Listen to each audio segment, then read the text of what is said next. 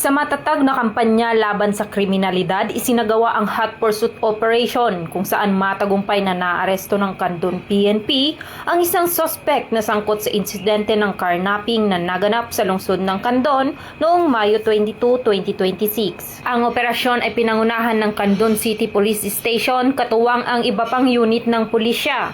Kinilala ang suspect na si alias Jake, 27 anyos at residente ng Irisan, Baguio City. Ayon sa pulisya, naging mabilis ang pagkilala at pagtugon sa suspect dahil sa masusing follow-up investigation, tuloy-tuloy na intelligence build-up at maigting na koordinasyon ng iba't ibang unit ng kapulisan. Pinuri naman ni Police Colonel Agosto M. Asuncion, Provincial Director ng Ilocos Sur Police Provincial Office, ang operating units dahil sa kanilang mabilis na aksyon, disiplina at mahusay na pagtutulungan upang agad na maresolba ang kaso. Ayon sa Ilocos Sur PPO, ang matagumpay na operasyon ay patunay ng epektibong pagpapatupad ng Enhanced Alerto Framework ni Police Brigadier General Jovencio S. Badua Jr., Acting Regional Director ng Police Regional Office 1 na nakatuon sa mas pinaigting na koordinasyon at mabilis na pag-aksyon laban sa kriminalidad. Layunin din ng kapulisan na patuloy na palakasin ang proactive policing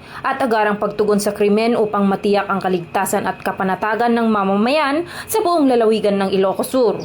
Mula dito sa Ilocos Region, ako ang iyong PNN Correspondent, Patrolwoman Nikki Lyra Barbero, alagad ng batas, tagataguyod ng balitang pulis. At ito ang bagong PNP para sa bagong Pilipinas, serbisyong mabilis, tapat at nararamdaman.